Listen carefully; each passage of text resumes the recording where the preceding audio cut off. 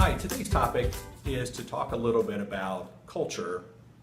And when I talk about culture, not so much in terms of what you can do to make your culture better. That's not really my realm of expertise at all. But more so to talk about how important keeping your culture in mind is when hiring.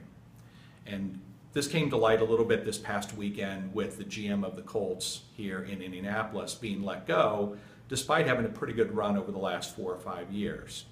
And as much as there have been issues and there have been rumors that have swirled around that, and just because it's such a high profile role, what came to light after the fact I think surprised a lot of people, myself included.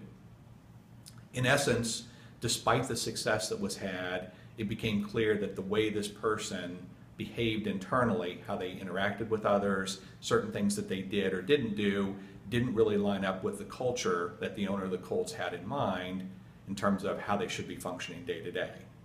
And it made me think, a lot of times, especially with what's happened in the candidate space over the last couple of years, with the job market really tightening, the candidate pool continuing to seem from an employer perspective like it's shrinking, there's a lot of talk about trying to engage candidates better. And all of that's perfectly valid. That is absolutely critical to trying to get people involved and interested in your roles. At the same time, I think once people show that interest, a couple of things that you can do just as final steps to make sure you're not skipping through that process too quickly and find yourself in the same situation the Colts did.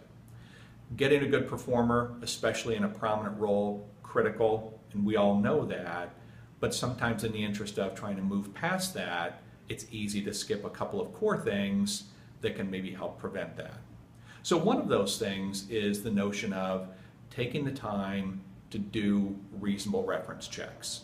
Again, understand you're not going to do that probably for roles that are paying a little bit less or aren't going to interact with others as much. But for these roles where people are going to touch lots of others within the organization with their actions, with their words, or for those who are going to interact frequently with your clients, that reference piece can be pretty significant in terms of making sure you're getting what you thought you were getting. So making sure that you have a handful of people who've interacted with that person before and having a very clear notion of what you're looking for, what you need to know about that person can absolutely help raise any potential red flags that otherwise you might not see until later in the process. The other thing you can do is, and there are various channels and tools out there to do this. One that I just became aware of recently is called 360social.me. Really powerful and neat little tool, but whether you do that or just visit them on LinkedIn or look at their Twitter profile or whether you use this third-party plugin, the notion is look and see how this person conducts themselves via social media. Doesn't matter what their views on certain things are, etc., but if they're offering up any kind of inflammatory comments or they're sharing views or things that are inappropriate, lots of things that might otherwise, again, not fly in the face of how you like things to operate within your culture, better to know those things up front and be aware of them.